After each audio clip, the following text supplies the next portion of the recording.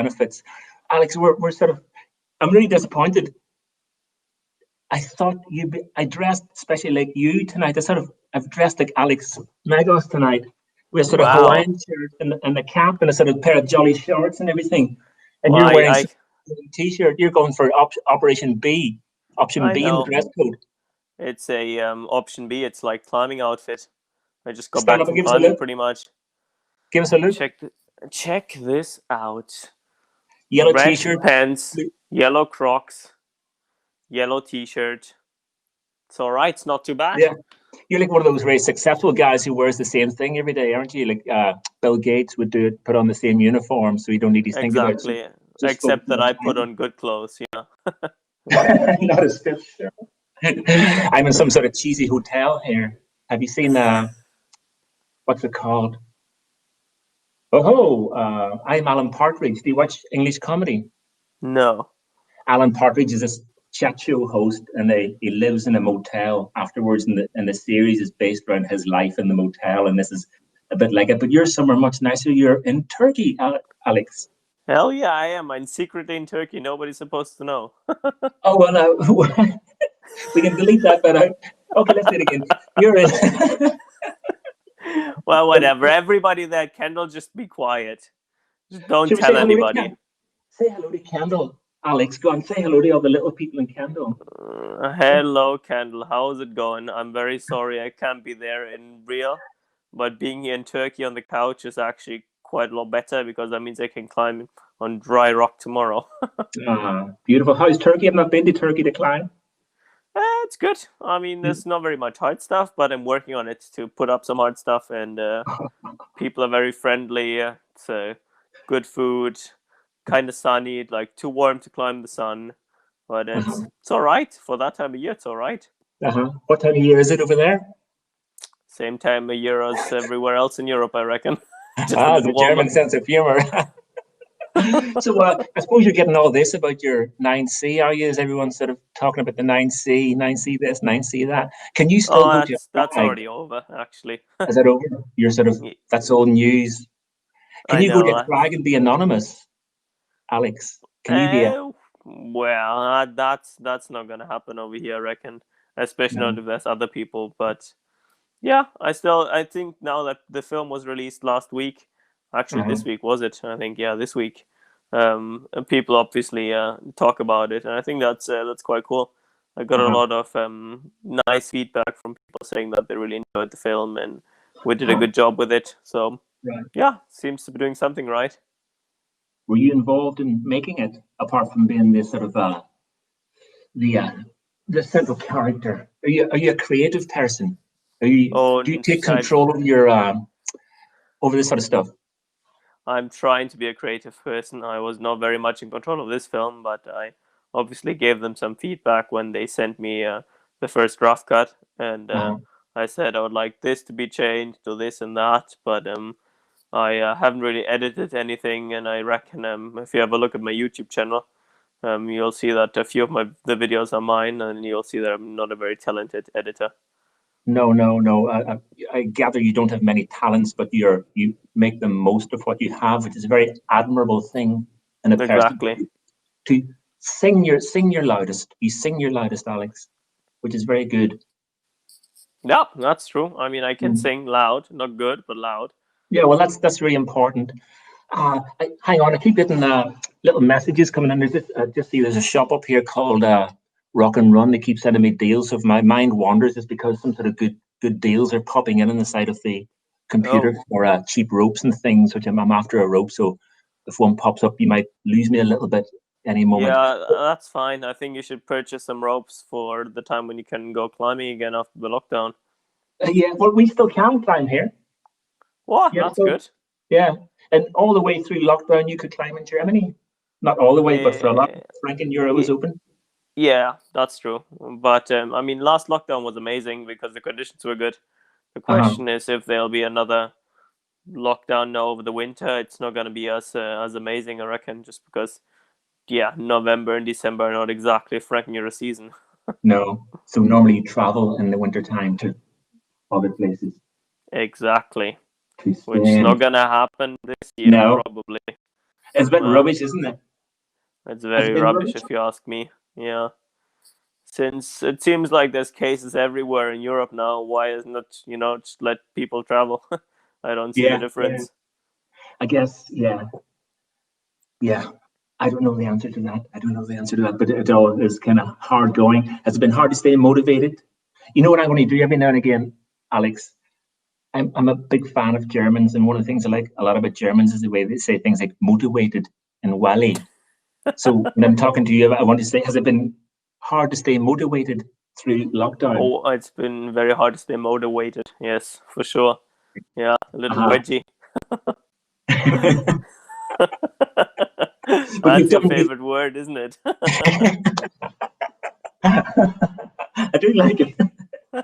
So amazing. You did bibliography in what month? Oh, in August, beginning of August, yeah. Really? That was that a great personal achievement for you? I reckon it was, yeah. It took me quite some Yeah. time.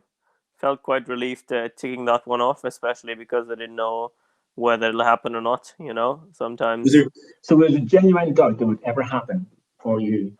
I mean, there were trips where I definitely were in doubt, and just because probably I had a bad trip, and within 2 weeks I didn't make any progress on the route, and then you start doubting. But yeah, I deep down I knew that I'm capable of climbing it, and that'll just be a matter of time. But after 3 years, you kind of feel like, well, enough time has passed. I want to get up now. Yeah. 3 years. That's incredible. Yeah, I mean, obviously it was not 3 years trying like all the time, but over the course of 3 years, I definitely went there quite a few times just to do a little performance check, see what the Uh-huh. performance is like, and see if I've got better chances on the route, and so on and so on. So Yeah, yeah, it actually took quite some time. sure. Wow. So I interviewed you one time before for the podcast, and I think one of the things you said that your motivation was to be strong enough that you could go anywhere you wanted and do whatever you wanted. I'm pretty sure you said something along those lines, but your motivation was to have a level of strength that allowed you to do the things that you wanted to do at times, not any one particular things or not any particular climbs or boulder problems, but more to have this level of strength. Does this mean you've changed that outlook, the fact that you're able to apply that amount of energy to one thing? Well, yeah, I mean, I feel like that has changed a little bit, and I still like to go places and just climb. Like, for example, here in Turkey, where I'm secretly in Turkey now, and nobody should know about it. I just like Yeah. to go and do things and climb as much as possible. But I've as well learned that sometimes if you want to climb really hard and at your limit, you just need to be willing to invest some time. And yeah, I think that's what I did with bibliography. Right. And would you do that again? Was that a one-off? So recently you did Perfecto Mundo in 2 years Spain. ago, yeah. How long did that take you in terms of days? I think in total like 16 climbing days, and I was there for about 4 weeks in total. So So yeah, it took me not very long compared to bibliography. bibliography And is how many days? too many, around 60, I would say. Never really counted, but Yeah. just the estimation is 60. Right. Wow. So extra half a grade, 9B plus 9C. Is what happened in those 2 years? Did you become a better climber, or is it purely down to the amount of effort you put into it? Is that what's made the difference in terms of that? Or I mean, how do you? So if you can do 9B plus in 16 days, and then 60 days for something that's harder, is it? Uh, does that mark an improvement in you or your ability to siege? Or Well, that's a good question. I think that I developed as a climber, not uh, necessarily in terms of strength, but more in terms of the mindset that I was more willing to invest time not knowing what the outcome would be. And I think that's probably an important factor if you want to climb hard. And with Perfecto Mundo, I knew straight away from the first day, I knew I would climb it, and I knew I would stay as long as it takes to climb it. And that was 4 weeks, and then I left. With bibliography, that I never kind of went to Ceuse with intention to climb it by the end of the trip, because I just didn't know how long it would take. And Right. eventually it did happen.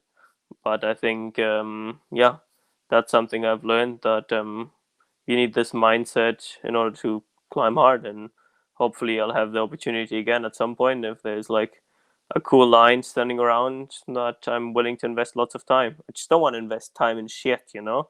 Like, you don't want to climb like a shitty line just because of the grade. You want to climb an awesome line that Right. ideally has a high grade too. Yeah. So if you imagine to progress, I'm just looking at numerically, to progress beyond the grade of bibliography, is it imply more time again next time, even longer? Yeah, I mean, probably. Probably that would mean trying more days and training more specific, and just hoping for this one day that where everything comes together, and that might, take years. Who knows? Huh. And was the actual ascent as a, climbing often was that these beautiful moments where things, like you said, where things work out well, where it's a perfect moment. Was that the experience of bibliography, that perfect moment of climbing, the perfect mindset, perfect conditions, perfect body? Well, perfect body always. I've seen your legs, Alex. I mean, that's the thing, it was not necessarily perfect because it was my third climbing day in a row. It was already my second attempt, and I only wanted to do one attempt. My mindset was that probably my mindset was quite good, because I didn't expect any more to send at all. It was the last day of the trip, kind of like the go after the last go already. And I just wanted to give it one good try to drive back home with a good feeling. So my mindset was not at all that I've got a serious chance of actually sending it. And therefore I was quite free and quite relaxed and could give it a good try. And in terms of climbing flow, it was pretty good and pretty perfect. And the upper section felt a lot better than it had felt, previous tries. So, but it still shows me, because it was my third day, because it was the end of a 2.5 weeks trip to Ceuse, I was actually already mentally and physically tired, that it should have not been my absolute limit if I could still do it that day. So what do you take from that? I take from that, I just need to find like the perfect route that looks absolutely amazing, that's maybe 90 plus hard, that motivates me to try 5 years, and then I need to be there like with perfect conditions, perfect strength, perfect body, like you said, and just wait for this one try that'll come eventually, and climb up it, and then I'll hopefully achieve the hardest thing I'll ever achieve. Right, so that's amazing. Sounds like a very cool thing to engage with. Would you actually go and deliberately engage with that process now of searching the world for? I'm searching right now in Turkey, secretly, of course, and haven't found anything yet. Haven't found anything yet, to be honest. No. I reckon there's too many tufas over here. It's too many tufas, and too many knee bars. Don't really like that. Right. And very often, like, not ideal conditions, and not exactly the country you would want to travel to multiple times, because it's politically not very stable, I would say. So let's not look for more support projects in Turkey. No, or Iran, or yeah, Iran would be great. Yeah, so I don't really know. So it's hard to look somewhere at the moment, especially because you can't just travel around freely, which is already one big problem, I would say, because that means you can't really look. Yeah. So you're kind of, so as a professional climber, you've had this climbing career since age. I mean, you got into climbing, then sort of maybe stepped up into becoming a sort of an elite climber, and you've got this sort of trajectory of career. Do you wish over that trajectory to create a few things such as bibliography, things that are your statement of who you are as a climber, or is it just more personal journey you're on? Is it more the act of climbing is your thing? Do you hope to sort of leave your mark? It's okay. I helped Jerry Moffat write his book, Revelations, and he did this border problem called Dominator in Yosemite. Heard about that. Yep. And so his expression was that he wanted to do a really hard problem right in the middle of Camp 4. And he said, if anybody wants to know how well I was climbing in 1994, go and try that, because that's just there for anyone to try. And that's a mark of where he was at. And I might be wrong about 1994, but that thing of leaving a statement of who you are as a climber for anyone to come to try in the future, does that motivate at all, or is that part of what the game is? I mean, it's not necessarily the main part of the motivation. The main part of the motivation is to find something hard to climb and to fill my days at the crack with something that's challenging. But of course, that part comes with it. Maybe in 30 years' time, people will look at bibliography and see, that's how hard they climbed in 2020. And maybe somebody will try to climb in a day, or somebody will, I don't know, try to flash it or whatever. And how. Sure, they will. Yeah. I mean, eventually they will. Hopefully, that's what I'm hoping for. And then, of course, it is some sort of benchmark that people in the future can look back to and say, that's what was back then the hardest climb in the world. Yeah. Somebody on site didn't say, they weren't actually climbing very hard in 2020, were they? I know.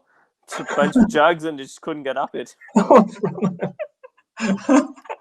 So what about the Olympics? Has the cessation of the Olympics for this year made it a better year for you? Or, taking COVID aside, has taking Olympics out of the equation made it better or worse personally? I would say better, just because I had time to climb bibliography. And I finally had time to go rock climbing again. I felt like the beginning of this year, I was a little bit annoyed by training in the gym so much. So it gave me a well-deserved break to go rock climbing, which is, I think, a win for me, I would say. Yeah. So gold medal or bibliography? Well, I mean, I've got the one, and the other one, I don't know about that. It's not said that if the Olympics would have happened, I would have won a gold. Actually, that's very unlikely, I reckon. Just because there's some indoor climbing machines that, I've been training speed for years now. And since I heard that the Olympics will be postponed or potentially cancelled, we'll see. Not entirely convinced that it'll happen, to be honest. Yeah. But we'll see. I kind of haven't done a single speed session. Right, Alex. Cheers for that. I think that's probably. I've just got a message saying time to wrap up. So you probably sent Clive a message saying please end this call. So Clive's ending the call. Thanks a million for your time. That's why I've got always two phones just in case, I know. A burner. That's amazing, Alex. Really nice to chat to you again. Hope to see you sometime over in Sheffield sometime in the near future. I would love to come. Normally I come every winter, but I know. It doesn't look like I can come this winter. We'll see. Yeah. All right. Well, thanks a million and good luck in Turkey. Cheers, my friend. Thank you. See you, Kendall. Have a good evening. Bye. Bye from us.